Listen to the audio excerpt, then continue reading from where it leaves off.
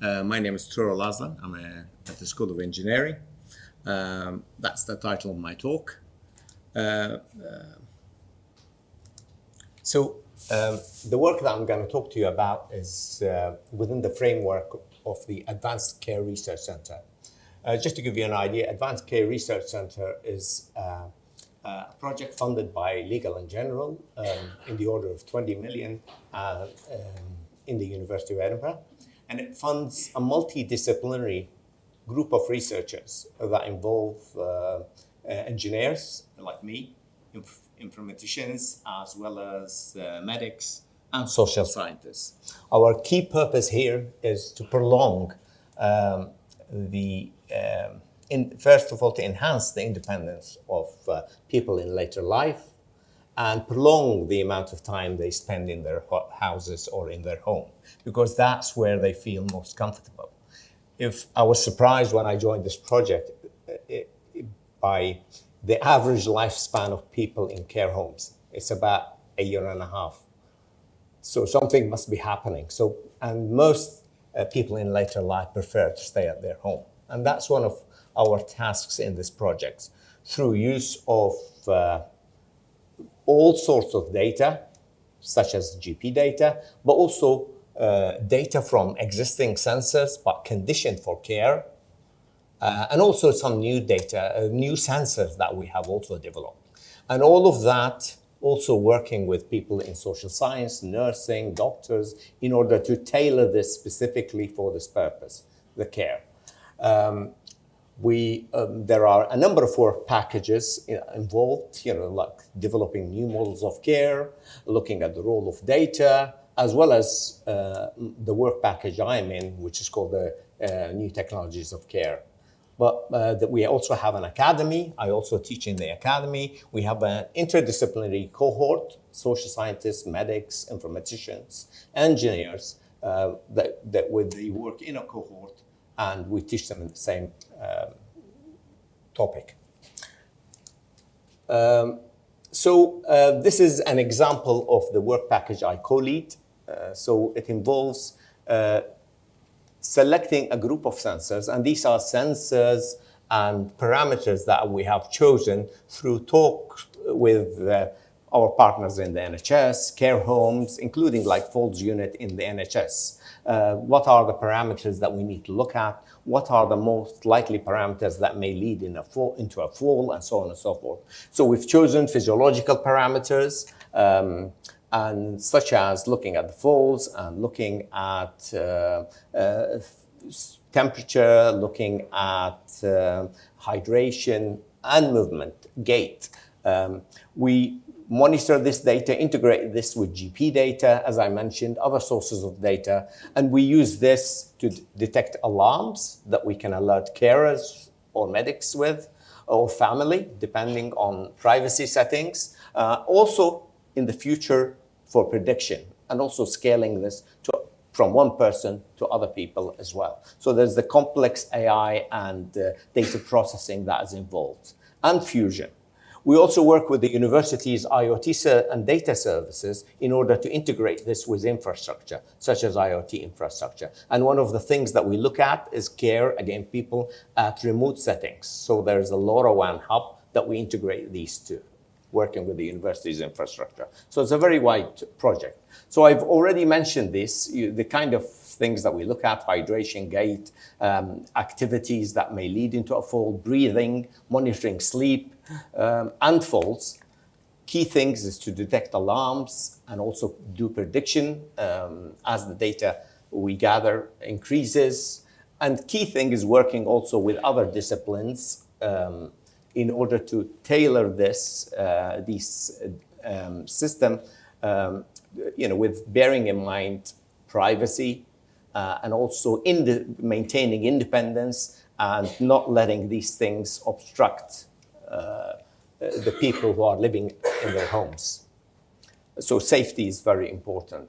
And also, in this case, we have gone away from wearables, more looking into unobtrusive sensing, because most people do forget their wearables or they don't wear it, or people with dementia, for example, they don't like to be restricted with some sort of a wearable. So we've gone for unobtrusive sensors. And these unobtrusive sensor examples are the hydration sensor that we have, which is embedded in beds, seats, all sorts of furniture, without being attached to someone's body. So they've been specifically tailored for that. Looking at movement activity monitoring and doing this, obviously putting it in items of decoration, such as a clock or any other decoration or a picture. So it can detect movements at the order of tremors and from a very remote distance, or maybe 9 meters away, as well as looking at falls.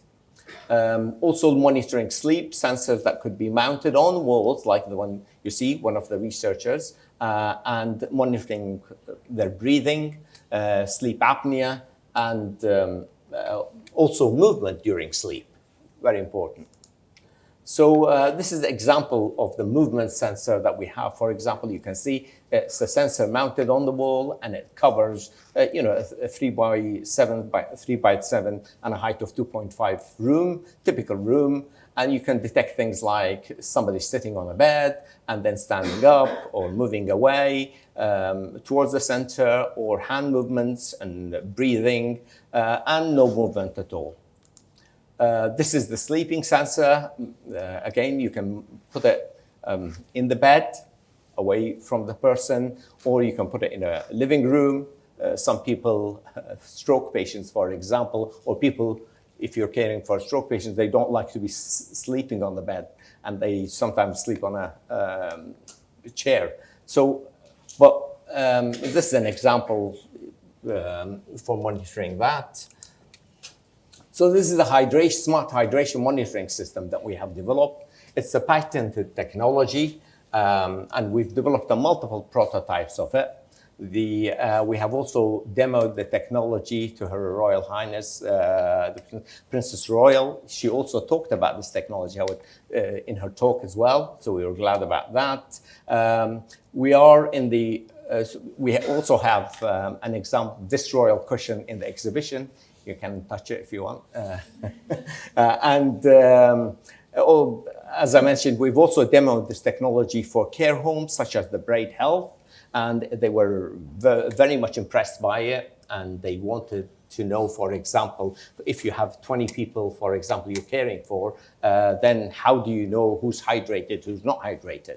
I mean, also from a dementia perspective, for example, dementia people, do not forget about drinking. So families sometimes need to alert them. So a way of basically knowing whether people are dehydrated is important. So these are examples. We are also commercializing this technology at the moment. And so we have basically patient and public involvement workshops. We give them questions. How do they like these sensors? How would like to use them? And so on and so forth. So the example feedback that we have got from them is why doesn't NHS provide us with this? And also it's also useful for younger people, and so on and so forth.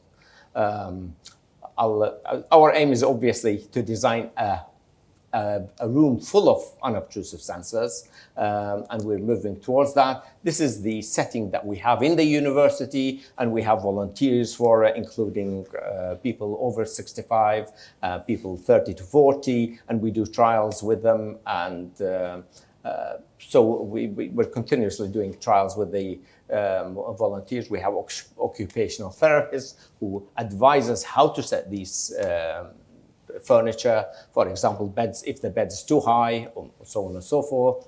We're also continuously engaging with other organizations like the Rotary Club, Life Care, and Lease Menched in order to trial this technology with them. This is another configurations of the living environment we have. This is just our movement sensor. You can see it in action, 2 people moving around, one falls artificially, and then you can see the dog disappearing. So from a remote sensor. Next one is the hydration sensor. Imran, who you see, and you can see that this is just a data that you would see. And so that as an indication of the lower half of the body, and then this is basically the part of the graph that's associated with lower half. Sorry, the other one was the higher part. Then you can see Imran drinking water and how the basically data changing as he drinks water and passes through his body.